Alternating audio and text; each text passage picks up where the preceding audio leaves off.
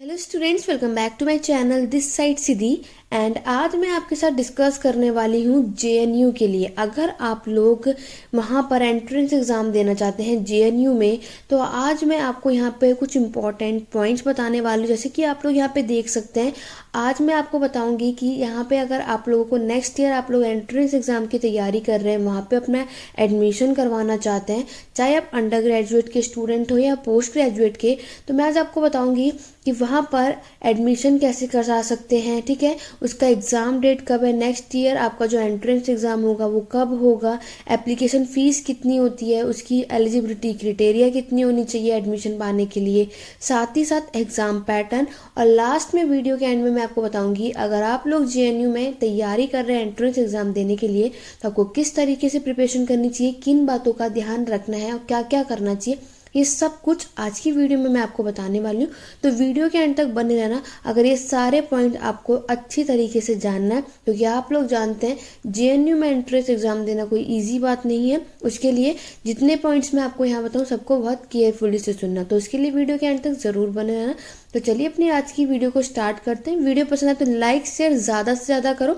मेरे चैनल पे नए हो तो चैनल सब्सक्राइब कर लो, क्योंकि आगे आपको ऐसी न्यूज़ और अपडेट और स्टडी करनी है अगर हिस्ट्री से रिलेटेड, तो यहाँ ये चैनल आपके लिए बहुत ही ज़्यादा हेल्पफुल होने वाला है। तो चलिए स्टार्ट करते हैं और देखते हैं जितने भी पॉइंट्स यहाँ पर है एक एक करके हम लोग डिस्कस करेंगे। तो स्टार्ट करते हैं, ठीक है। तो यहाँ एक बात स्टार्ट करने से पहले बता दूँ, जो जितनी भी बातें मैं आप सबको यहाँ पे बताऊंगी, आप लोग अंडर ग्रेजुएट के हो, पोस्ट ग्रेजुएट के स्टूडेंट हो, कोई भी कोर्स कर रहे हो, ये सभी के लिए है। ओके, तो ये बढ़ते हैं। सबसे पहले मैं आपको बताने वाली हूँ जेएनयू में एग्ज़ाम डेट बताऊंगी मैं आपको, ठीक है।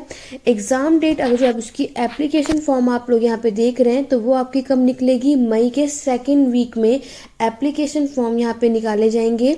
और लास्ट सबमिशन आपकी एप्लीकेशन फॉर्म की होगी जून में, फर्स्ट वीक ऑफ जून आपका लास्ट होगा जब आप लोग अपने एंट्रेंस एग्जाम के लिए अप्लाई कर पाएंगे। चाहे आप अंडर ग्रेजुएट के स्टूडेंट हो या पोस्ट ग्रेजुएट के स्टूडेंट हो, एमए कर रहे हो, बीए कर रहे हो, बीएससी कर रहे हो, ठीक है, एमएससी कर रहे हो, पीएचडी कर रहे हो, कुछ कोई भी कोर्स कर रहे हो, आप सभी के लिए ये बात है। उसके बाद जब आपने एप्लीकेशन फॉर्म भर लेंगे तो आपका एग्ज़ाम यहाँ पे देख लो, साफ साफ लिखा है कि जेएनयू का एग्ज़ाम डेट कब होगा। इस बार आप लोगों का एग्ज़ाम जून में होने वाला है, ठीक है। क्योंकि आप लोग ये बात जानते हैं कि इस बार जो आप लोगों का जेएनयू का एग्ज़ाम हुआ था बहुत ही लेट हुआ था, सितंबर में हुआ था, just because of covid. But next year आप लोगों का एग्ज़ाम जल्दी होने वाला है, तो अभी से तैयारियां शुरू कर दो, क्योंकि जून में ही आपका एग्ज़ाम आपको देखने को मिलेगा। उसके बाद आपके रिजल्ट आएंगे, ठीक है, जून में रिजल्ट आएगा, फिर आपकी कट ऑफ निकाली जाएंगी। तो ये सारी इंपॉर्टेंट बातें। तो मेन इंपॉर्टेंट आपको क्या बात याद रखना है कि इस बार आपका जो एग्ज़ाम होने वाला है स्टूडेंट नेक्स्ट ईयर, वो जून में ही होगा। तो उसके लिए अभी से तैयारियां शुरू कर दो, क्योंकि आप लोग जानते हैं जेएनयू में एंट्रेंस एग्ज़ाम देना बहुत ही टफ होता है, कहाँ से क्या पूछ ले कुछ नहीं पता होता। तो बेटर है अभी से प्रैक्टिस कर लो कि नेक्स्ट आपका जून आने तक आपकी तैयारियां अच्छी हो पाए और आप लोग यहाँ पे अपना एडमिशन करवा पाए। क्लियर हो गया, ये हो गई पहली बात। अब नेक्स्ट बढ़ेंगे, दूसरी बात देखेंगे। अब मैं बात करूंगी एप्लीकेशन फॉर्म की। तो आप लोगों का जो एप्लीकेशन फॉर्म है वो ऑनलाइन आप लोग भरेंगे, उसको ऑनलाइन मोड के थ्रू आप लोग फिलअप कर पाएंगे। तो जब उसका एप्लीकेशन फॉर्म आएगा तो उसके लिए मैं अपडेट आपको लिए करती रहूँगी, उसके लिए पहले से मेरे चैनल पे बने रहो, ठीक है। तो जब जेएनयू का यहाँ पे एप्लीकेशन फॉर्म निकलेगा मैं आपको अपडेट कर दूंगी। जेएनयू रजिस्ट्रेशन का जो प्रोसेस मैंने आपको क्या बताया, जो मई के सेकंड वीक से ही शुरू हो जाएगा और जून के फर्स्ट वीक तक लास्ट डेट होगी। आप उस बीच अपने जेएनयू में अप्लाई कर सकते हैं। यही मैं बात करूंगी जो एमबीए वाले स्टूडेंट हैं, अगर आप लोग जेएनयू में अपना रजिस्ट्रेशन कराना चाहते हैं तो आप लोगों का मई के फर्स्ट वीक से शुरू होगा और जून के फर्स्ट वीक तक आप लोगों का रजिस्ट्रेशन आप करा सकते हैं अगर आप जेएनयू से एमबीए करना चाहते हैं तो। क्लियर हो गया।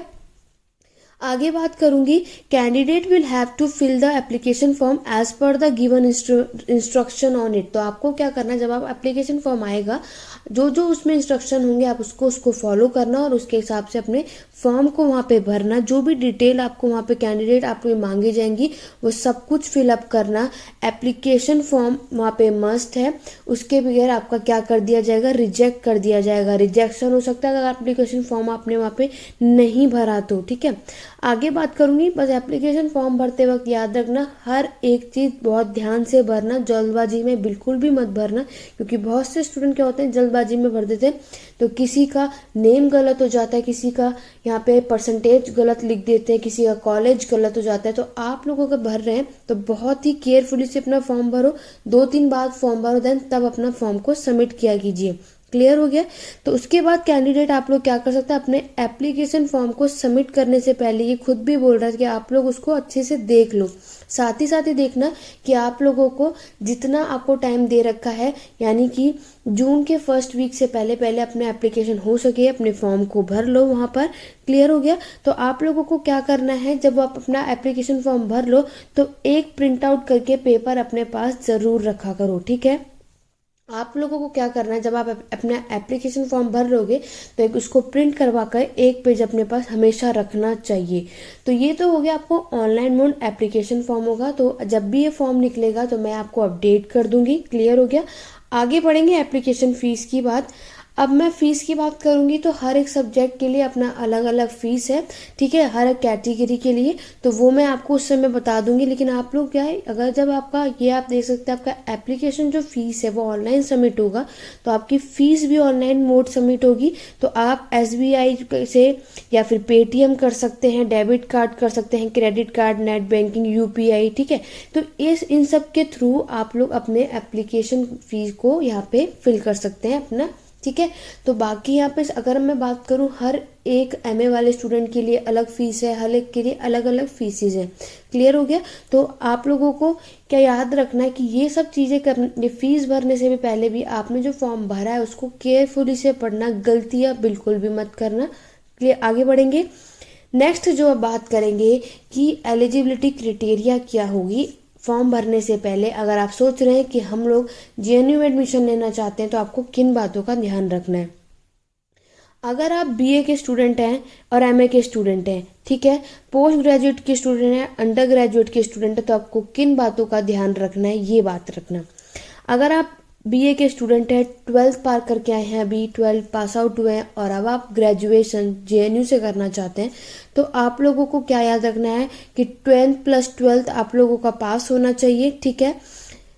उसके बाद चाहे आप CBSE से कर रहे हो, ICSE बोर्ड से कर रहे हो, लेकिन आपका 12th पास होना चाहिए और आपके 45% एटलीस्ट 12th के मार्क्स में होना चाहिए। ठीक है? कंपलसरी है कि आप लोगों का 45% आप लोगों का 12th में होना चाहिए। साथ ही साथ आप लोगों को क्या कर रहे हैं कि appearing candidate appearing in the final examination the year 2022 are also eligible to apply for JNU। तो जो अपीयर कर रहे हैं, जो अभी चल रहे हैं उस क्लास में, तो आप लोग भी JNU में इस एंट्रेंस एग्ज़ाम को दे सकते हैं। यही मैं बात करूंगी पोस्ट ग्रेजुएट MA हिस्ट्री के लोगों की, MA पोस्ट ग्रेजुएट की। तो जैसे कि मेरा चैनल आप सब जानते हैं कि हम लोग यहाँ पे हिस्ट्री से रिलेटेड पढ़ते हैं, तो मैं आपको इसी से बेस बता देती हूँ।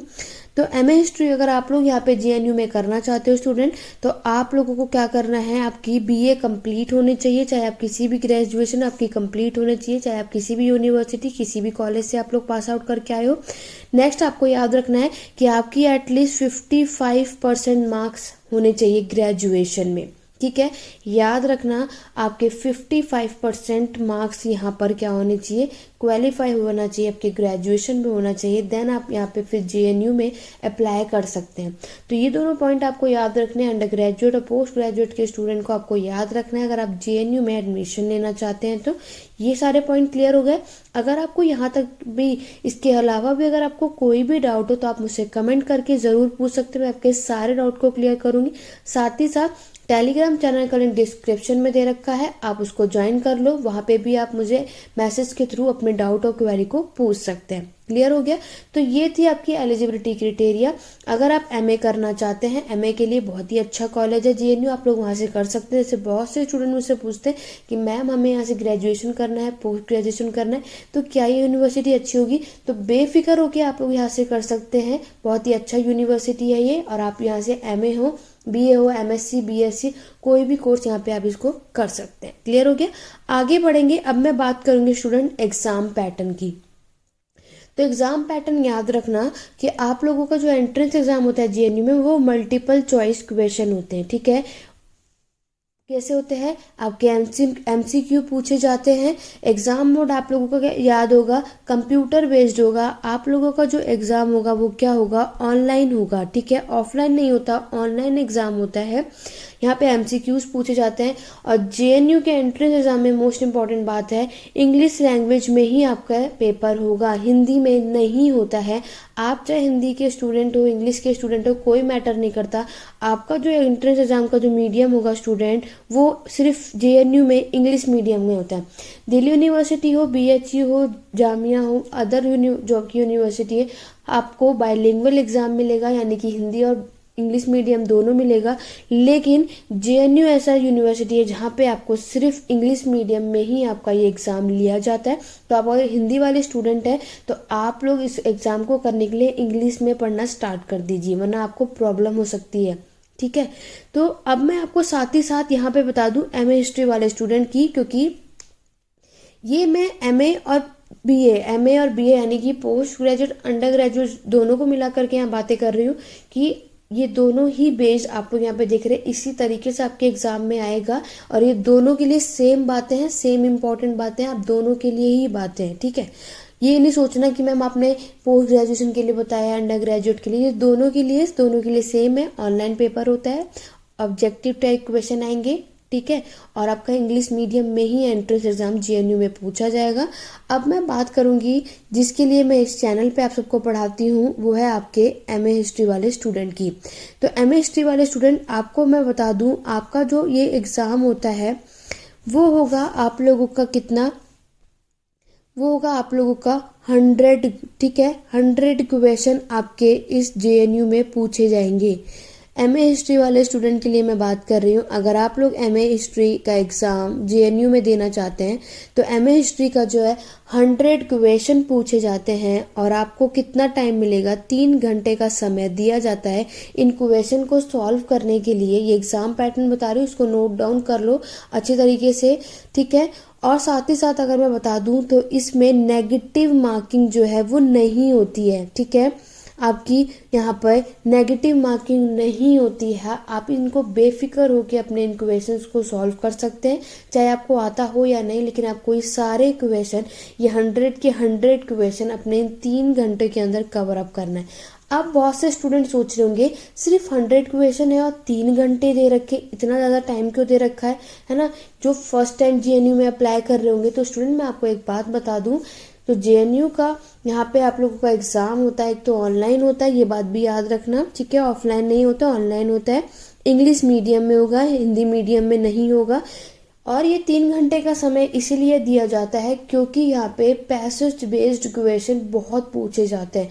तो पैसेज रीड करने में, देन उस क्वेश्चन को सॉल्व करने में समय लग जाता है। इसी वजह से यहाँ पर आपको 3 घंटे का समय दिया जाता है। क्लियर हो गया। तो ये एमए हिस्ट्री वाले स्टूडेंट, आप इन बातों का ध्यान रखें क्योंकि मैं आगे अब सीरीज लेकर के आने वाली हूँ बहुत ही अच्छी, क्योंकि आपके लिए जेएनयू में किस तरीके से क्वेश्चन पूछा जाता है, किस तरीके से आपके एग्जाम में आएगा, इसकी सीरीज लेकर के आने वाली हूँ। इसलिए आज मैं आपको पहले ये वीडियो लेकर के आई हूँ कि किस तरीके से आपको पढ़ना है, किन बातों का ध्यान रखना है। इसके बाद मैं वो आपके लिए स्टार्ट करने वाली हूँ सीरीज। तो अभी से जुड़ जाओ मेरे चैनल के लिए, बहुत ही हेल्प होगी आपको मेरे इस चैनल से, ठीक है। तो ये आपको यहाँ तक आई थिंक बातें क्लियर हो गई होंगी। आगे बढ़ेंगे, यहाँ तक आप सबको बातें समझ में आ गई, एग्जाम पैटर्न भी समझ के आ गया। अगर आप बता रही दोबारा से, बीए ऑनर्स वाले भी याद रखो, ये आप सबके लिए भी है। इंग्लिश मीडियम में एग्जाम होगा, एमसीक्यू बेस्ड होगा, कंप्यूटर बेस्ड आपके एग्जाम होंगे। आगे बढ़ेंगे। नेक्स्ट अगर मैं बात करूंगी अब सिलेबस की, जो अंडर ग्रेजुएट के स्टूडेंट हैं, जो अब, ठीक है, जो अंडर ग्रेजुएट और पोस्ट ग्रेजुएट दोनों की बात कर रही हूँ। अगर आप 12th पास करके आए हैं और आप अंडर जो ग्रेजुएशन जेएनयू से करना चाहते हैं तो आपके जो एंट्रेंस एग्जाम में जो सिलेबस है वो आपके 11th और 12th क्लास तक के बेस से ही क्वेश्चन पूछे जाएंगे, ठीक है। 11th और 12th क्लास में आपका जितना भी सिलेबस रहा है वहीं से क्वेश्चन आएगा। अगर मैं बात करूँ पोस्ट ग्रेजुएशन की, अगर आप लोग एमए, एमएससी, बीएससी कुछ भी करना चाहते हो, पीएचडी, तो आप लोगों को ग्रेजुएशन तक की नॉलेज होनी चाहिए। यहाँ तक बातें समझ में आ गई। अगर आप लोग बीए, चाहे बीए इंग्लिश कर रहे हो, ठीक है, बीए हिस्ट्री कर रहे हो, कुछ भी कर रहे हो, तो आपको 12th बेस तक की नॉलेज होनी चाहिए।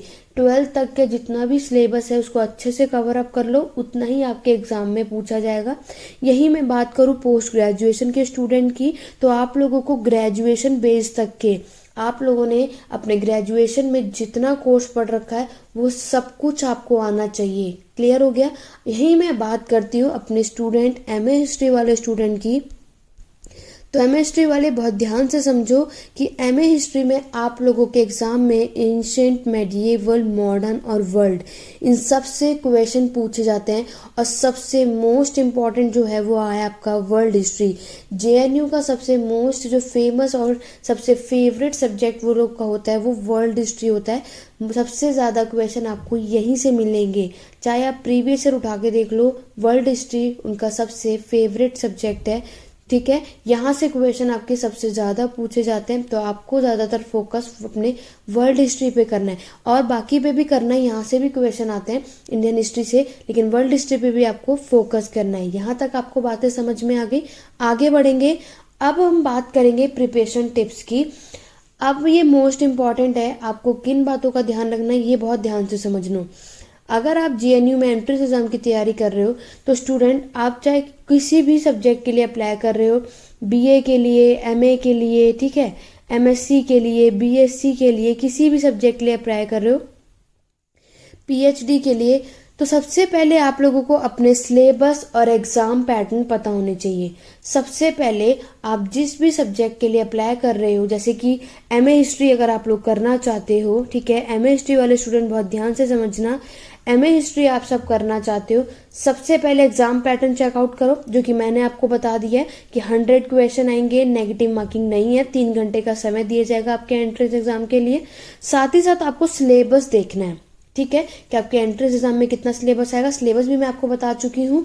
पोस्ट ग्रेजुएशन के स्टूडेंट को पूरे अंडर ग्रेजुएशन यानी ग्रेजुएशन तक के सारा सिलेबस आना चाहिए, और जो ग्रेजुएशन के स्टूडेंट हैं उनको पूरे 12th क्लास तक का सिलेबस सारा आना चाहिए। आपके एग्जाम में उतना ही पूछा जाता है। दूसरा, जब आपने अपना सिलेबस देख लिया, एग्जाम पैटर्न देख लिया, वो सब समझ गए, फिर आपको क्या करना है, आपको याद रखना, साथ ही साथ उसके बाद आपको प्रीवियस ईयर उठाना है। ठीक है, उसके बाद में आपको प्रीवियस ईयर उठाना है। पहले चेक करना, सॉल्व की बात नहीं कर रही हूँ, यहाँ पे मैं वो पॉइंट लिखना भूल गई हूँ, लेकिन आप मेरी बातें बहुत ध्यान से सुनो। जब आपने अपने सिलेबस चेकआउट कर लिया है, एग्जाम पैटर्न देख लिया, उसके बाद अपने प्रीवियस ईयर क्वेश्चन उठाओ, कम से कम लास्ट 5 ईयर्स के, ठीक है, लास्ट 5 ईयर्स के अपने प्रीवियस ईयर उठाओ जेएनयू के, और देखो किस तरीके से क्वेश्चन आते हैं, सबसे ज़्यादा क्वेश्चन किस टॉपिक से पूछे जाते हैं, वो सब कुछ एक साइड में नोट डाउन कर लो। मेरी इस वीडियो को देखने के बाद सबसे पहला काम यहीं से करो, अगर आप जेएनयू में एडमिशन चाहते हो तो, क्योंकि मैंने आपको बता दिया नेक्स्ट ईयर जून में ही आपका एंट्रेंस एग्जाम होने वाला है। तो मेरी इस वीडियो को देखने के बाद ये काम करना स्टार्ट कर दो। जितनी बातें मैंने बताई सबको नोट डाउन कर लो, और सिलेबस भी लिख लो, प्रीवियस ईयर उठाओ, और लास्ट 5 प्रीवियस ईयर उठाओ, और देखो सबसे ज़्यादा क्वेश्चन कहाँ से और किस टॉपिक से पूछे जाते हैं।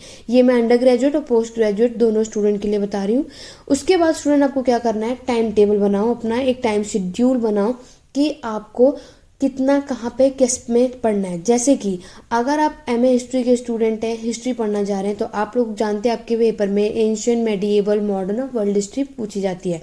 तो आपको क्या करना है, आप इनमें से जो ये 4 हैं आपके, ये चारों हिस्ट्री के जो पार्ट हैं, सबको बांट दो कि इतने घंटे के लिए, 2 घंटे के लिए एंशिएंट पढ़ूंगा, मेडिएवल पढ़ूंगा, मॉडर्न और वर्ल्ड हिस्ट्री। ठीक है, आपको पूरी कोशिश करनी है इन चारों को एक दिन में थोड़ा थोड़ा समय इन चारों को ही देना है। ये नहीं मैं कहूँगी कि एक दिन में एक ही पढ़ो, नो, नहीं तो आप ये भी कर सकते हैं, ऑल्टरनेट डेज में इसको कर सकते हैं। लाइक आपने एंशिएंट और मेडिएवल आज पढ़ लिया, यानी कि MWF में आप लोग बांट लो। MWF में क्या करो, आप लोग एंशिएंट मेडिएवल पढ़ लो, और TTS में आप लोग क्या करो, मॉडर्न और वर्ल्ड हिस्ट्री को पढ़ लो। ठीक है, और जो आपका संडे होगा उसमें आप लोग को सॉल्व करो, मॉक टेस्ट दो, रिवीजन करो, प्रैक्टिस करो, ये कर सकते हो आप लोग। क्लियर हो गया? इसी तरीके से फॉलो करोगे तो ही आप लोगों का एंट्रेंस एग्जाम आप क्रैक कर पाएंगे। जब आप लोगों ने अपने प्रीवियस ईयर चेकआउट कर लिया, अपने पढ़ना स्टार्ट कर दिया, जब आप पढ़ोगे तो मैं आपको यही सजेस्ट करूंगी, जो कि वर्ल्ड हिस्ट्री पे ज़्यादातर ध्यान देना, मैं एमएसटी वालों को बता रही हूँ, बाकी अंडर ग्रेजुएट पोस्ट ग्रेजुएट आपको बता दिया। आप लोग अपनी पढ़ाई करो, तरीके से बता दिया, ऑल्टरनेट डेज में सेट करो। जिस सब्जेक्ट में वीक हो सबसे ज़्यादा ध्यान आपको उस पर देना है। जो सब्जेक्ट आपको आता है उस पर आप लोग ध्यान कम दो, डेली पढ़ो, रिवीजन करो, लेकिन जिस सब्जेक्ट में वीक हो उस पर डेली काम करना है आप सबको। तभी आप भागना नहीं है, ना इस सब्जेक्ट को छोड़ना है, उसी को पकड़ के रखो, वही नंबर आपको दिलाने वाला है, ठीक है, वही आपको एडमिशन दिलवाएगा आपके जेएनयू में। तो यहाँ मैं बात करूँगी एमएसटी वाले स्टूडेंट की। तो एमएसटी वाले स्टूडेंट मेनली फोकस आपको किस पे करना है, वर्ल्ड हिस्ट्री पे करना है। उसके लिए मैं सीरीज लेकर आने वाली हूँ। सब ने मुझे बोला मैम प्रीवियस ईयर उठाओ और देखो कि किस तरीके से जेएनयू में जो क्वेश्चन पूछे जाते हैं वो अदर यूनिवर्सिटी के कंपैरिजन में थोड़े डिफरेंट होते हैं, कहाँ से क्या क्वेश्चन पूछ लेता है पता नहीं। तो मैं आपके लिए सीरीज लेकर आने वाली हूँ वर्ल्ड हिस्ट्री के इम्पॉर्टेंट क्वेश्चंस के साथ, जिस तरीके से आपके एग्जाम में पूछे जाते हैं। तो उसके लिए मेरे चैनल पे बन जाओ और इस सीरीज में जुड़ जाओ। अपडेट रहने के लिए याद रखना रात के 10 बजे मेरे चैनल पे हमेशा वीडियो मिलेगी, ठीक है। टेलीग्राम चैनल ज्वाइन कर लो नोटिफिकेशन पाने के लिए, हर एक चीज़ के लिए। उसके बाद आप लोगों ने क्या करना है, जब आप लोगों के टॉपिक और कॉन्सेप्ट क्लियर हो जाएंगे, मैक्सिमम आप लोगों ने देख लिया, आपने पढ़ लिया, चाहे अंडर ग्रेजुएट के स्टूडेंट हो, पोस्ट ग्रेजुएट के स्टूडेंट हो, ठीक है, तब बीए इंग्लिश से कर रहे हो, BA history, BA political science, MA history, किसी से भी कर रहे हो, पीएचडी कर रहे हो, एमबीए कर रहे हो, जब आपने देख लिया कि आप लोगों ने अपना सिलेबस कवर अप कर लिया, अब उठाओ अपने प्रीवियस ईयर को और लास्ट 5 ईयर के प्रीवियस ईयर को सॉल्व करो और सैम्पल पेपर उठाओ, फिर इन्हें सॉल्व करना धीरे धीरे शुरू करो, ठीक है। धीरे धीरे अब आप शुरू करोगे, उसके बाद अब बात आएगी बुक की। में सबसे मोस्ट इम्पॉर्टेंट बात आती है आपकी बुक की। तो बुक आप लोग वही बाय करना जो सफिशिएंट हो आपके एंट्रेंस एग्जाम के लिए, और आप चाहो तो प्रीवियस ईयर के लिए भी बुक्स आते हैं वो भी बाय कर सकते हैं, नहीं तो आपको जेएनयू के वेबसाइट से भी मिल जाएगी, वहाँ से भी आप लोग डाउनलोड कर सकते हो। क्लियर हो गया। तो आपको ये थी प्रिपरेशन टिप जो आपको याद रखनी है। अभी नवंबर चल रहा है, जून में आप सबका एग्ज़ाम है, अभी से तैयारी शुरू कर दोगे तो 100% जेएनयू में आपके जून तक आते आते आप लोगों की तैयारियां हो जाएंगी और आप लोग अपने एग्ज़ाम को कर पाएंगे, ठीक है। तो ये सारे पॉइंट थे, आपको याद रखना है। सबसे पहले एक बार और मैं बता दूं, सबसे पहले आपको सिलेबस देखो, एग्जाम पैटर्न देखो, ये दोनों चेकआउट करने के बाद प्रीवियस ईयर देखो कि किस टॉपिक से सबसे ज़्यादा क्वेश्चन पूछे जाते हैं, तो उसको एक तरफ लिख लो, और उन टॉपिक में किस में आप वीक हो, किस में सबसे ज़्यादा नॉलेज है, वो भी एक तरफ लिख लो, उस पर टिक कर लो, ठीक है। फिर पढ़ना स्टार्ट करो, एक शेड्यूल बना लो डेली, और ऑल्टरनेट डेज के हिसाब से अपने सब्जेक्ट को बांट लो ताकि आप कंफ्यूज ना हो। और हर संडे आपको रिवीजन करना है, जैसे मॉर्निंग में रिवीजन कर लो और इवनिंग के समय आप मॉक टेस्ट दो, ठीक है। क्वेश्चंस को सॉल्व करो, यूट्यूब सेशन पे जाओ, वहाँ पे प्रैक्टिस क्वेश्चन को सॉल्व करो, ठीक है। सैम्पल पेपर सॉल्व करो, प्रीवियस ईयर सॉल्व करो। तो आपको संडे इसमें रखना है। क्लियर हो गया। यही मैं बात बता दूं, तो अब हमारी एक नई सीरीज में आपके लिए लेकर आने वाली हूँ। मैं यहीं पे आपको बता दे रही हूँ आगे आने वाली वीडियोस में, तो मैं आपके लिए वर्ल्ड हिस्ट्री की यहाँ पे क्या करने वाली हूँ, इंपॉर्टेंट क्वेश्चन लेकर के आऊँगी, जो कि आप लोग जैसे कि जानते हैं चाइना से, जापान, फ्रांस, जर्मनी, इन सब से क्वेश्चन पूछे जाते हैं, वो सब कुछ कराऊंगी। साथ ही साथ प्रीवियस ईयर भी सॉल्व करवाऊंगी जेएनयू के। तो उसके लिए मेरे चैनल पे बन जाओ अभी तक। तो ये कुछ इंपॉर्टेंट टिप्स थी, इंपॉर्टेंट बातें थी जो मैंने आपको आज की इस वीडियो में सारी डाउट्स क्लियर कर दिए। आई होप अब आपको सारी बातें क्लियर हो गई होंगी और ये वीडियो आपके लिए बहुत ही ज़्यादा हेल्पफुल रही होगी। तो वीडियो पसंद आए तो लाइक करो, शेयर करो, मेरे चैनल पर नए तो चैनल सब्सक्राइब कर लो, बेल आइकन जरूर प्रेस करना ताकि आगे आने वाली वीडियोस की अपडेट आपको टाइम टू टाइम मिलती रहे।